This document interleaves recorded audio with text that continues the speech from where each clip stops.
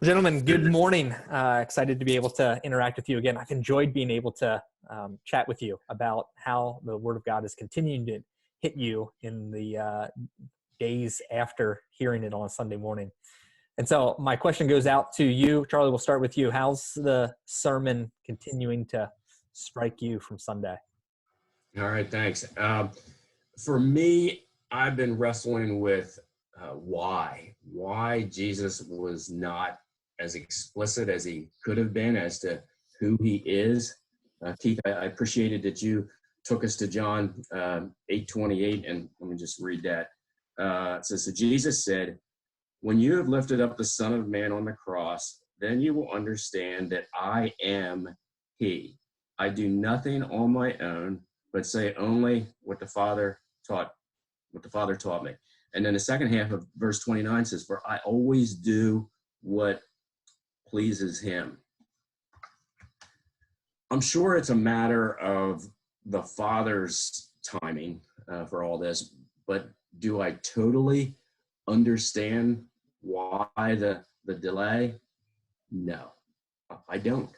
And honestly, that still applies today. There are times when I don't understand why God delays doing certain things, especially like saving someone. There are friends, neighbors, relatives that I've been praying for God to save for a long time.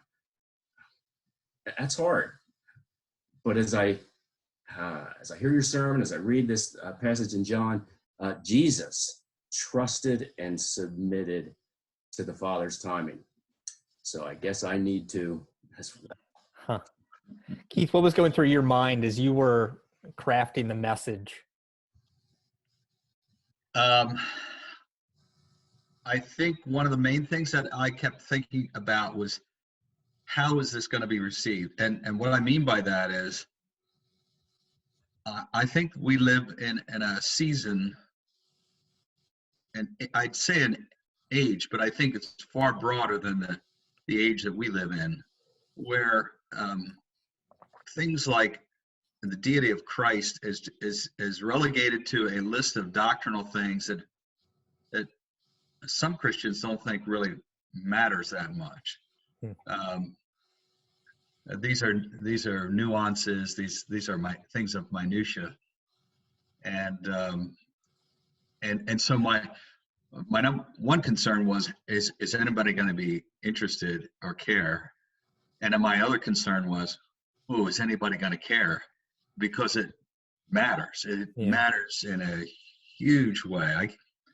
One of the things that when I think about doctrinal issues, I go back to the Jesus conversation with the Sadducees who didn't believe in the resurrection. And so they talked about this woman who married 7 different brothers. And they're trying to trap Jesus, say, well, who's she going to be married to in heaven? If there is a resurrection, whose wife is she going to be? And in Jesus' comeback, at the very end, he says, your problem is you don't know the scriptures and you don't know the power of God. And those two things are, they're inseparable because the scriptures testify to the power of God. And lastly, you've made a serious error. In other words, the fact that you don't believe in the resurrection from the dead, it's not just a theological unimportance. It's something central. Yeah. I've been considering the line from Sunday, the Son of Man shall be seated at the right hand of the right hand of power of God. And that seems to be a doctrine that I've neglected. So I'm keen on the death of Jesus and the resurrection of Jesus, but I don't spend much time with the implications of the ascension of Jesus, that he's currently ruling and reigning in heaven. Like that's part of the good news. Jesus just didn't live and die and rise again, but he ascended. And to add another doctrine, and he will return again. There are doctrines that this passage is causing me to think, what is the significance of Jesus being at the right hand of the Father in heaven?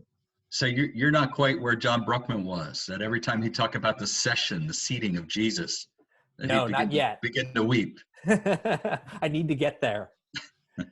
Kyle, what's hitting you from Sunday?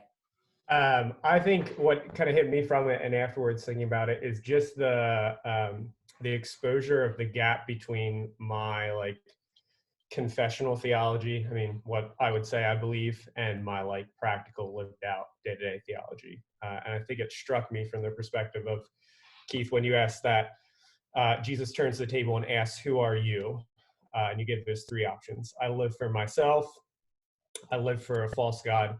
I live for God through faith in Jesus Christ. I think I have those right. And just thinking through, if I say Jesus is the Son of God, which of course I do, I believe that's a central doctrine. Why wouldn't I believe that? I think the Bible clearly says it. But then how often do I live living for myself or living for some idol that I'm pursuing? And that makes no sense to live that way if what I'm confessing is Jesus is the Son of God.